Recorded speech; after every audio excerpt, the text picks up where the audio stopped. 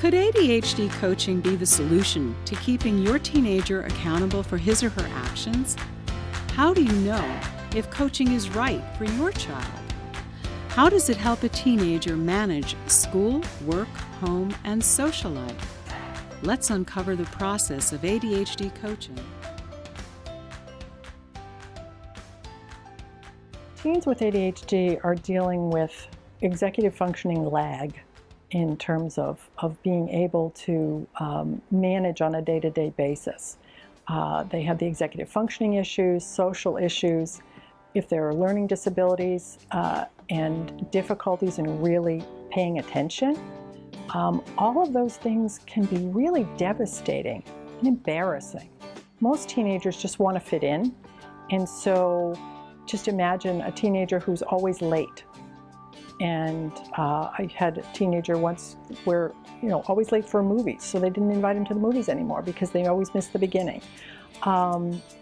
Interrupting, blurting out in class, making a not so wise decision with impulsivity. So with all of the different facets that can come with ADHD and executive dysfunction, coaching can help by identifying what the issues are and figuring out what can you do differently and what can we learn in order to shift so that you can feel more confident about yourself and to have skills to help you overcome some of those issues that get in the way. ADHD coaching is an opportunity for students to learn, teenagers to learn more about themselves, how their brain works, what's happening in terms of their skills. When I mentioned about the executive functioning, the ADHD getting in the way academically and being embarrassing, to learn how to manage those things before going to college is a great way to have better success in higher education. Most of the time, students who go in freshman year in college, it's a big change anyway, but transitions are huge and difficult for individuals with ADHD. So by helping with the transition, by coaching around, well, what would you expect when you go to college? What's going to make it easier for you? What are the strategies and the plans that you can put in place to make it work? That's really helpful for students. Students think that they have classes and free time, and what they really have is classes and study time.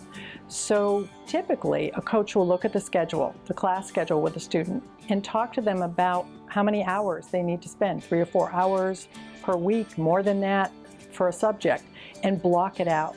I find that with that structure, each day, with the expectation of here's when I'm going to study, here's when I'm going to eat, be with my friends, exercise, sleep, all of that planned out makes for fewer surprises and a higher level of success.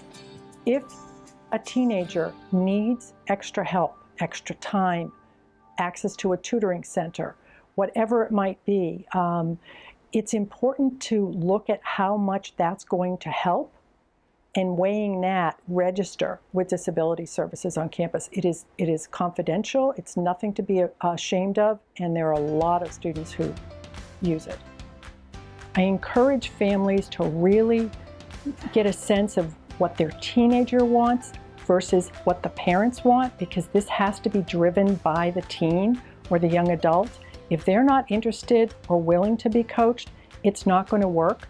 So it's frustrating for everyone and it's disappointing, and then the teenager feels that they've disappointed the parent and the coach. So I really encourage families to look into it, to take advantage of what's out there and talk to people rather than just adding this to the list of I must do this for my child.